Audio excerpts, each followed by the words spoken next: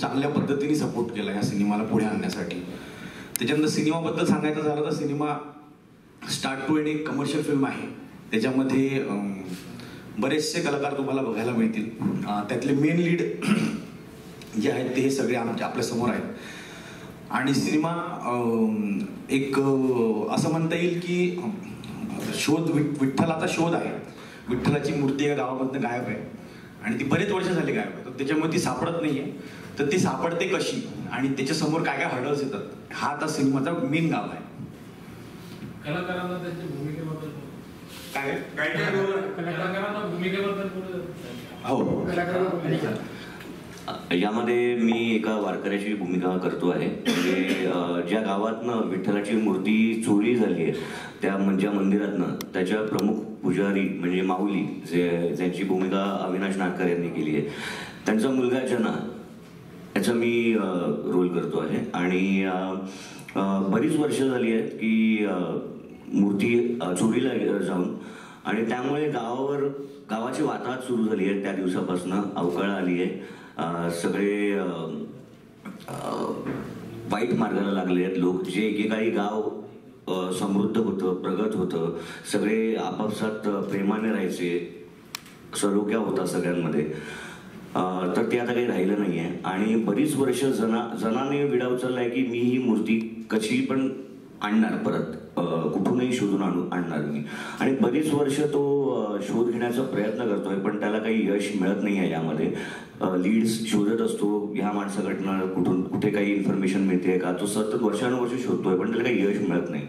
पण तो खचून जात नाही आणि मग त्याला एकदा एक लीड मिळते आणि मग बॉबी आणि सनी आणि जना कसे काय विठ्ठलाच्या मूर्तीचा शोध घेतात, ते परत आणणार का नाही, हा जो त्यांचा प्रवास आहे, दॅट इज ऑल डंका अबाउट. रोमॅन्टिक भूमिके करणं इकडे कसं काय बरं मला तर वेगवेगळ्या भूमिका करायला आवडतात. आणि ह्या चित्रपटाची कथा मला मुळात खूप आवडली आणि ह्या चित्रपटामध्ये एक कलाकार म्हणून मला करण्यासारखं खूप काही आहे. म्हणजे याच्यामध्ये गाणी चांगली आहेत, नंतर ॲक्शन आहे, याच्यामध्ये खूप चांगले इमोशनल सीन्स मला परफॉर्म करण्याची संधी या चित्रपटात मिळाली आहे. त्यामुळे ओव्हरऑल पॅकेज हा चित्रपट आहे असं मी नक्कीच म्हणेन.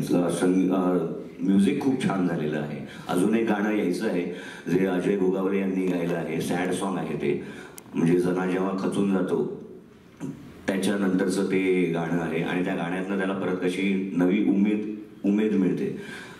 ते गाणं आता लवकरच ऐकायला मिळेल तुम्हाला.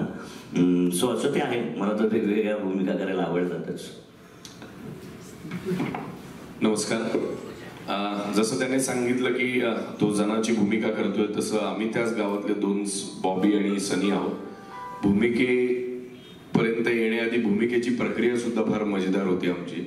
कारण त्याने मला सांगितलं की आधी जना कर, म्हटलं बरं. मग त्याने एक दिवस फोन केला की सनी कर, म्हटलं बरं. मग त्याने म्हटलं की अरे जरा बदलतोय, म्हटलं आता उरला बॉबी तोच करावा लागणार. आता काय त्याच्या व्यतिरिक्त दुसऱ्याचा रोल तर मी आता काही करू शकत नाही. पण श्रेयस बरोबर माझा तिसरा सिनेमा आहे. मी पण सचिन आम्ही एकत्र केला, हा दुसरा केला आणि जो दुसरा केला होता तो आता तिसरा येईल कदाचित, त्यामुळे त्याला वेळ आहे जरा अजून. भूमिकेबद्दल सांगायचं झालं तर साधारणतः हा सिनेमा हा फक्त मुंबई आणि पुणे ह्या परिघापुरता अवलंबून नाहीये. ज्या पद्धतीची पात्र आहेत किंवा ज्या पद्धतीचं व्हिज्युअल आता तुम्ही बघितलं त्यात एक गावाकडचं रिप्रेझेंटेशन आहे. आणि साधारणतः गावाकडच्या माणसाकडे, निम शहरामध्ये किंवा गावाकडच्या तरुणाकडे साधारणतः बघण्याचा दृष्टिकोन असा असतो की हे काय बुलेट चालवतात, गुटखे खातात, सिगरेट ओढतात, रात्री अपरात्री फिरतात, पळतात, इकडे तिकडे दंगा करतात, मारामाऱ्या करतात, म्हणजे ही जनरेशन संपूर्णपणे वाया गेलेली आहे असे वरवर पाहता पटकन कुणीही मत तयार करून मोकळा होतो. त्याचं रिप्रेझेंटेशन आम्ही दोघांनी केलेलं आहे. त्या पद्धतीचं रिप्रेझेंटेशन, त्या पात्रांचं रिप्रेझेंटेशन आम्ही केलेलं आहे. अर्थात आम्ही सिनेमात वायाच गेलेले आहोत, कारण एक चांगला असल्यावर कुणीतरी वाया जायलाच पाहिजे सिनेमात, त्याशिवाय ड्रामा कसा होणार. पण घटना जेव्हा घडते सिनेमात तेव्हा आमच्यातला पण एक माणूस म्हणून एक जागे पण येतं आणि जे आम्ही भरकटत निघालेलो असतो त्याला एक दिशा मिळते. आणि स्पेसिफिकली पात्राबद्दल बोलायचं झालं तर ॲरोगंट आहे. त्याला असं वाटतं की पैसा आणि ताकद हातात असल्यावर बऱ्याचशा गोष्टी आपण इझिली मॅनेज करू शकतो, जो मी करतच असतो, जे ह्याला खरं तर कदाचित म्हणजे याच्या पात्राला खरं तर कदाचित पटत नसतं. त्यामुळे असं म्हणता येणार नाही की विनोदी आहे. विनोद हा ओघाने येतोय, विनोदासाठी काही केलेलं नाहीये. विनोद हा काय आपण म्हणू प्रसंगनिष्ठ विनोद आहे. पात्र विनोदी नाही आहेत, पात्र खरीच आहेत. सनी असं माझ्या कॅरेक्टरचं नाव आहे.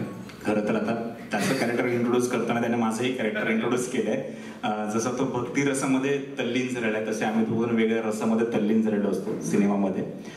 एक पॉईंट असा येतो की जिथे काहीतरी करावं असं वाटतं, त्याचं एका मुलीवर प्रेम आहे आणि ती मुलगी म्हणते जर का आपल्याला लग्न करायचं असेल तर तुला काहीतरी करावं लागेल, ठोस असं पाऊल उचलावं लागेल. आणि ती काइंड ऑफ ब्रेकअप करतं त्याच्याबरोबर आणि तिथून त्याला ट्रिगर पॉईंट मिळतो. जसं की आपल्या नाक्यावर, चौकामध्ये किंवा कुठल्या तरी गल्लीत काही मुलं उभी दिसत आपल्याला आणि आपण उगाचच जसं हा म्हणाला की आपण एखादी कमेंट करून केवळ ठरवून टाकतो की ही वायाच गेलेली मुलं आहेत.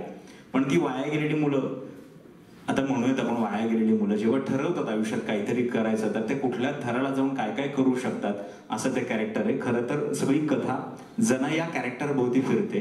पण आम्ही हे त्रिकूट आहोत. त्रिकुटाची एक बाजू जरी काढली तर ही गोष्ट पूर्ण नसती झाली.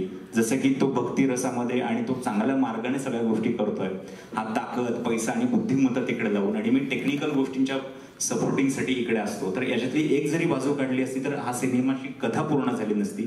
त्यामुळे हा लेखक म्हणून आणि दिग्दर्शक म्हणून याचा खूप चांगला प्रयत्न होता आणि तो आता सफल झाला. आम्ही जेव्हा सिनेमा बघितला तेव्हा कळालं आम्हाला. बाकी काय 19 जुलैला येतोय सिनेमा, विठुरायाला परत आणतोय आम्ही की नाही हे तुम्हाला आता 19 तारखेलाच कळेल. धन्यवाद. आणि काय ते एक गोष्ट मी नमूद करू इच्छितो की हा चित्रपट विठ्ठलावर जरी असला तरी वारी किंवा वारकरी संप्रदायाच्या आयुष्यावर वगैरे नाही आहे. हा कम्प्लीट वेळ आहे. विठुराया हा केवळ एक ट्रिगर पॉइंट आहे त्यांच्यासाठी. आणि विठ्ठल आपल्या सगळ्यांच्या हृदयाच्या जवळच एक आराध्य असल्यामुळे तो ट्रिगर पॉइंट त्यांना मिळतो. तो एक बॅकड्रॉप आहे या कथेचा, कथा आमच्या तिघांच्या प्रवासाची. ते जावेद अलीबद्दल सांगा ना, त्यांनी ते गाणं गायलंय सिनेमाचं म्युझिक जे आहे ते अभिनय जगताप नावाच्या माझा मित्र आहे. तो खूप अप्रतिम कंपोजर, बॅकग्राऊंड स्कोर्स देतो तो.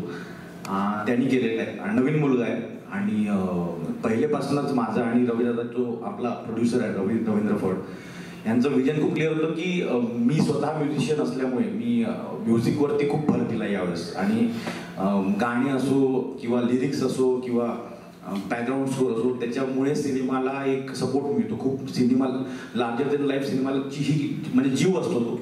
सो त्याच्यावर खूप काम केलं गेलेलं आहे. सो त्याच्यामध्ये सिंगर्सच्या पॉईंट ऑफ व्ह्यूनी एक गाणं अजयदादांनी गायलं आहे, अजय गोगावलेंनी. एक गाणं जावेद अलींनी गायलं आहे आणि एक आदर्श शिंदेंनी गायलेलं जे तुम्ही आता बघितलं. सो सिंगर्सची चॉईस पण खूप इम्पॉर्टंट असते. अगर तुम्ही गाणे ज्या पद्धतीचे बनवतात त्याचा आवाज जो आहे तो मनाला भिडला पाहिजे. सो मला असं झालं की जेव्हा हे गाणं आलं आपलं पहिलं ज्याचं नाव विठ्ठल आला आहे, ते विठ्ठल आला जे गाणं आहे ते माझ्या आईने ऐकलं पहिल्यांदा पूर्ण झाल्यावरती जेव्हा म्हणजे आम्ही आउट केलं. सो तिच्या डोळ्यात पाणी आलं. मला असं झालं की मी जिंकलो इथे. आता हे गाणं वारंवार आयुष्यभर चालत राहणार सगळ्यांसाठी. म्हणजे विठ्ठल आला हा शब्दच असा आहे की हर वर्षी वारी येणार, हर वर्षी विठुरायाचं गजर होणार, त्याच्यामध्ये हे गाणं वाजणार. त्या पॉईंट ऑफ व्ह्यूनी दृष्टिकोन हा होता की हे नेहमीसाठी राहिलं पाहिजे हे गाणं.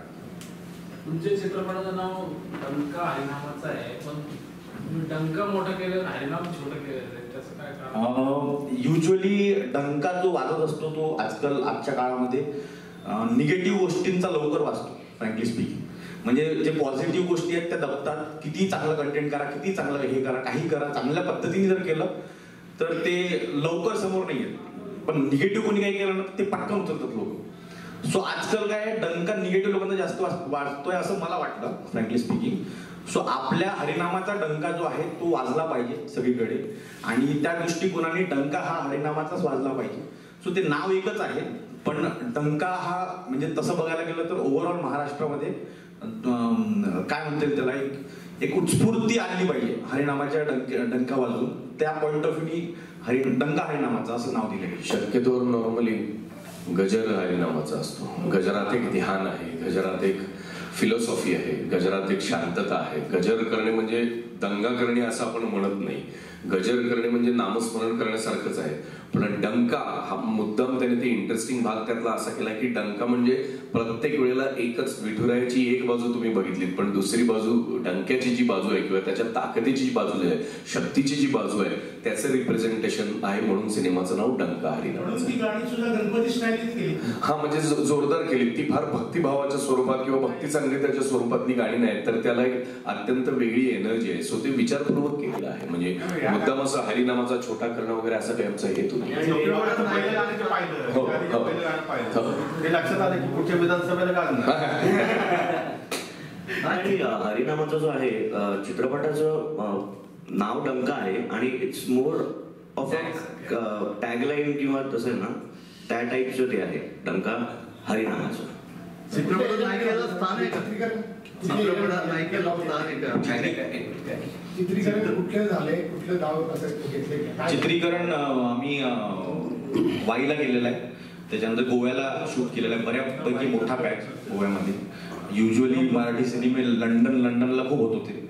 सो त्याच्यामुळे आम्ही असं डिसिजन घेतलं होतं. आम्ही लंडनला गेलो होतो, फ्रँकली स्पीकिंग आम्ही लंडनला गेलो होतो. लंडनला रेकी केली मी आणि माझ्या प्रोड्युसर्सनी. आणि तिथे डिसिजन असं झालं की नको लंडन, म्हणजे आपल्या भारतातच एवढे मोठे मोठे चांगले प्रेक्षणीय स्थळ आहेत, ते जरा एक्सप्लोर करूया आणि गोव्याला जाऊया. सो गोव्याची रेकी झाली, सगळे शॉर्ट्स व्यवस्थित तिथे बसले आणि मग डिसिजन झालं की आपण गोव्याला करूया. थोडं वेगळा फ्लेवर मराठी ऑडियन्सला बघावा, म्हणजे लोकांनी बघावा आता. सो त्या पॉईंट ऑफ व्ह्यूने मी गोव्यामध्ये शूट केलं. काही पुण्यामध्ये झालं आहे, काही हायवेजवरती शूट केलेलं आहे. तर बऱ्यापैकी म्हणजे असं म्हणता येईल की ही खूप कॅनव्हासमध्ये खूप मोठी फिल्म आहे मराठीमध्ये माझ्यासाठी तरी. आता ते लोक डिसाईड करतील की ही मोठी आहे की नाही आहे. पंढरीची वारी झालं होतं सर अगोदर ते 80-90च्या दशकात तुम्ही म्हटले. पुण्यात आता वारी झाली, तर त्याच्यातला काही वेगळा अनुभव रिअल मध्ये कलाकार ओळखला तर पुण्यातल्या वारीमध्ये नाही वारीमध्ये काही वारी नाहीच आहे चित्रपटामध्ये. मला असं म्हणायचं होतं की चित्रपट तुम्ही कमर्शियल म्हणता, मग याच्यामध्ये नायिकेला स्थान आहे का? ह्याच्यामध्ये नायिकेंनाच स्थान आहे खरं तर. रसिका सुनील कॅनडामध्ये आहे, आम्ही कॅनडा ती कॅनडामध्ये, आम्ही कानडू विठ्ठलाची भक्ती करत बसतो. ठीक आहे. पण आतापर्यंत जे कॉमेडी जॉनरचा हातखंडा जो आहे, तर त्याच्यामध्ये तुला कितपत वाव आहे? किंवा किरणचं पण की ग्रे शेड म्हणल्यावरती त्याचा चेहरा आहे समोर. हा म्हणजे आता जर तुम्ही थोडस नीट बघितलं तर याच्या आधी गोदावरी आला, त्याच्यात काही तशी काही माझी काही विनोदी भूमिका नव्हती. याच्या आधी आता जस्ट शक्तिमान येऊन गेला, त्याच्यात पण काही विनोदी गंभीर प्रकृतीच्या भूमिका होत्या. किंवा हम्पी येऊन गेला, त्यात काही असं काही ग्रेट विनोदी नव्हतं. मी बऱ्याच दिवसांनी उलट थोडस कॉमिकच्या जवळ जाणारं कॅरेक्टर केलेलं आहे. म्हणजे तिघं मित्रांचे तुम्ही रिलेशन त्याच्यावरनं म्हणलं की असे काही तुमचे पैलू दाखवले? हो आहेत ना, ऑफकोर्स. चांगला प्रश्न आहे. कारण असं आहे की सिनेमा जेव्हा आपण करतो तेव्हा एकाच पद्धतीची एकाच स्टाईलची 3 कॅरेक्टर्स झाली तर ते भयंकर मोनोटोनस वाटेल. म्हणून मी म्हटलं कॅरेक्टर म्हणून, माणूस म्हणून मी चित्रपटात फार बरा माणूस नाहीये, तो हळूहळू होतो. मी हळूहळू बरा माणूस होतो, पण ते होताना जो ओघाने विनोद निर्माण होतो तो आहे चित्रपटात. आम्ही कॅरेक्टर्स म्हणून काहीतरी विनोदी करायला जातोय असं नाहीये सिनेमामध्ये, 100%.